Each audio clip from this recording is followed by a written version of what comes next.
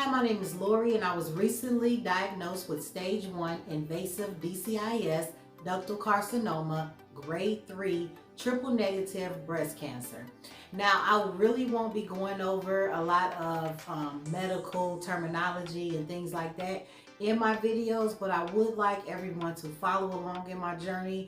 So, my mission honestly is to absolve the fear from Black women for their mammograms, for a diagnosis, and allow me to go in real time through my own journey. Now, I just want to preface this and say that my mother, her mother, and her mother's sister were all diagnosed with breast cancer and died before the age of 60. My mother, which I am more closely related, I don't really remember my grandmother's process, but my mother was diagnosed at the age of 59 in September of 2012, and she died in February of 2013. So as you can imagine, with that information, she was already at a metastatic, I don't know if I'm pronouncing it right, but it had already spread throughout her body. By the time we became aware of it, it was already on her bones, her liver, and had spread through most of her body. So that was why she had a quick and rapid demise. She was diagnosed at stage 4. It had already spread to her lymph nodes, etc. So there wasn't really much the doctors could do at that point to try and combat the breast cancer. With that being said, I'm 50 years old, and my mother died 10 years ago. And as you can imagine, these past 10 years have really been stressful for me. The anxiety of me getting diagnosed with breast cancer was at an all-time rate, high rate. I stayed on top of my mammograms, I did my self-exams, etc. Now that leads me to symptoms that I had. A lot of people are asking me, well, hey, did you have any symptoms? Did they just catch it on your regular mammogram? And here were my symptoms, guys. I've always had dense breast tissue. So before the 3D mammograms, I would always need an ultrasound after my mammogram. For the most part, I've been getting mammograms since I was, I believe, 35 years old. I've been getting mammograms because of my family history. And let me just say this, push for your rights as a patient. Don't let the doctor say, oh, you don't need it, you're too young. Push for your rights as a patient, especially if you have a great deal of family history with breast cancer or any other type of cancer. So anyway, I've been getting my mammogram since I was 35. Again, I'm 50 years old currently. And I do my self-exams pretty much every day while I'm in the shower. And I noticed that I thought I felt a lump in my breast. The next day, I did another self-exam. I still felt a lump. And I usually schedule my mammograms in May around my birthday, just so it's easier for me to manage. Hey, did you have your mammogram? It's May.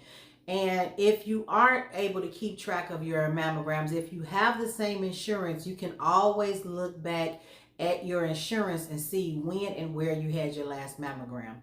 So anyway, I keep it around my birthday just to be safe for myself. This was in March. Actually, the date was March 1st. I felt the lump. Something seemed a little off to me. I didn't want to just throw it away as negative thinking. I wanted to make sure I got it checked out. So I scheduled my mammogram early. Went to the doctor March 7th, my regular doctor.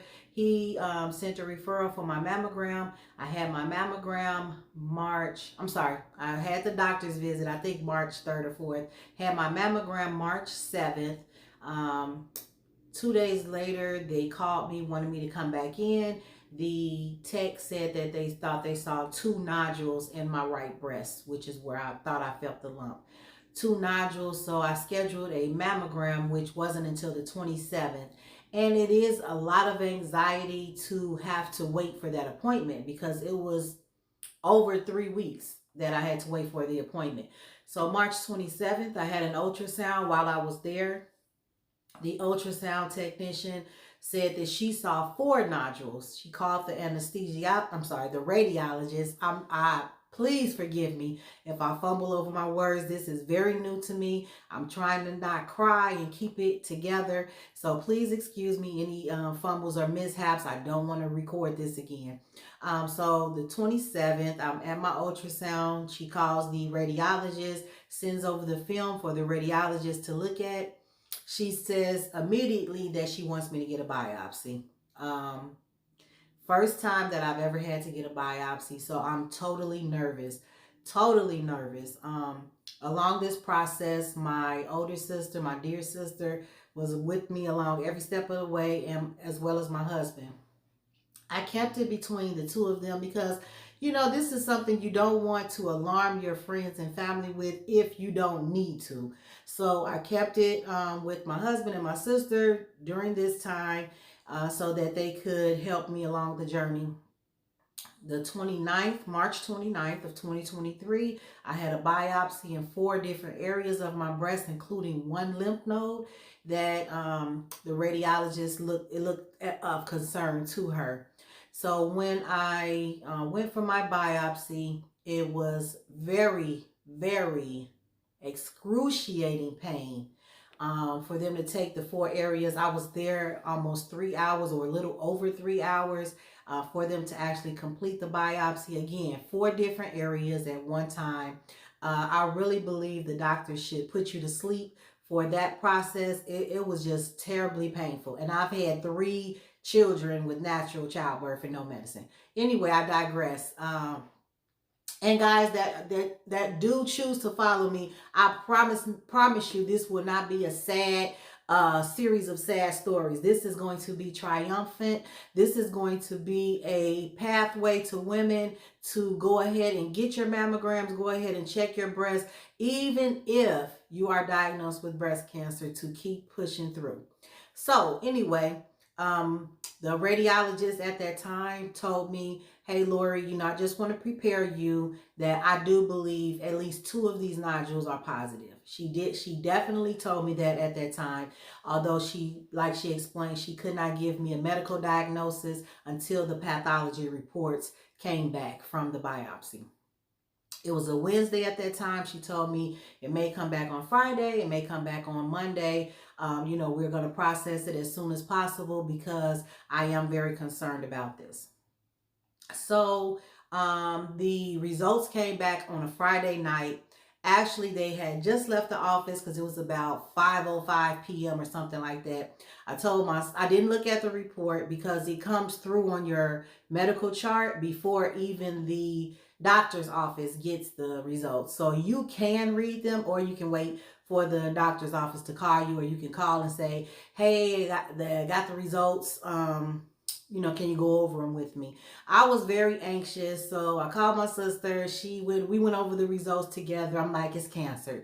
You know, as much as I had researched, as much as I had studied, I could read the terminology and knew that one of them was cancer. One of the nodules was cancer. The others were benign, and it hadn't spread to my lymph nodes. And this is just me going through the process with my mom as well as doing my own research.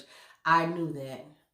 So my sister took it upon herself. She called my cousin, who's a fantastic nurse, and she went over the report with my sister. I wasn't really up to talking to anyone else at that time, but she went over the report with my sister and, you know, assured her, yeah, it is cancer. And, you know, we went from there. Of course, I broke down. You know, nobody wants to hear their diagnosis, no matter what stage of cancer it was. So anyway, I'm going to move forward because I don't want to keep crying. I try to speed through the process to catch you guys up to date. And then, so I was diagnosed on March 31st, 2023. Quickly saw the surgical oncologist. And as far as the dates, guys, I don't have the exact dates right offhand. If I look it up, I'll be sure to add it on the video. But I don't think that's really that important. I was diagnosed March 31st. Today is March 17th. So this is in real time. I saw the surgical oncologist first, and she advised me that she would need me to have chemo first and then surgery after. I could decide at that time if I wanted a lumpectomy or mastectomy, either in one or both breasts. If I chose a lumpectomy, I would also need radiation at the end of that surgery. So, I had time to consider all of that. Moving on, I saw the medical oncologist on March 14th. March 14th, I saw the medical oncologist. And because of the grade 3, which is the most abnormal the cells can be when you have breast cancer, and the fact that I was triple negative, I would need chemotherapy, 8 rounds of chemotherapy, 2 weeks at a time, every 2 weeks. 8 rounds of chemotherapy, which would take about 4 months to complete. At that time, I then would need surgery. Again, lumpectomy or mastectomy, single or double, it was my decision. And I felt very confident in my medical team because they were allowing me to make the choices and giving me the options on where that was leave me standing. So this week I will need to get a port inserted into my chest area, because the type of chemotherapy that I need, it would pretty much burn my veins trying to go directly through my veins every time I did chemo. So yeah, I'll be getting a port this week, and I'll be getting an MRI to just do a scan of my breast a little more in depth than the ultrasound did. And then next week, I'll be starting chemotherapy on March 26th. And that is where we are, bringing you guys up to speed.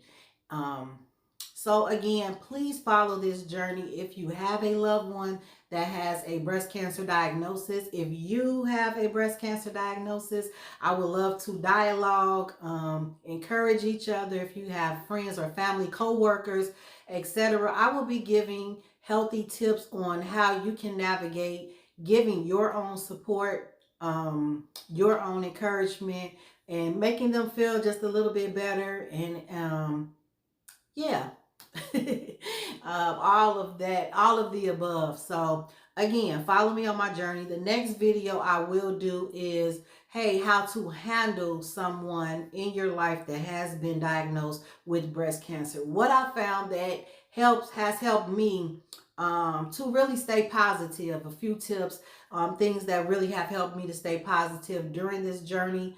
That will be the next video. But this video here, I just wanted to bring you guys up to speed on the fact that I have been diagnosed, what were my symptoms, and how I've been navigating up until now. And again, my treatment plan is to have 8 rounds of chemotherapy, surgery, either a lumpectomy or mastectomy, single or double, and choose reconstruction or not, because you can stay flat or you can choose reconstruction.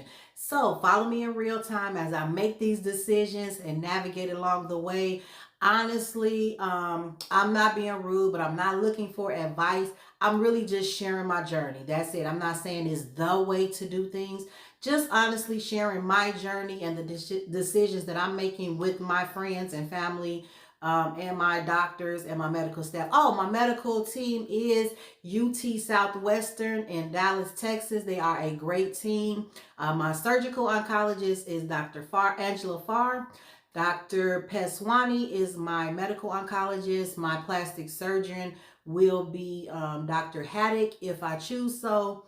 And I will be being seen at UT Southwestern Simmons Breast Cancer Center. It's a great place if you are in the Dallas area for treatment. I had another hospital at first. Before I selected this hospital, I did a lot of research. My sister helped me a lot, and we chose this hospital to give me the best care that I could. And they are the #1 hospital in the DFW area. It's a little drive from my house, but I definitely don't mind. So yeah, if you are in the Dallas area, please be sure to research and consider choosing the Simmons Breast Cancer Center. So follow along.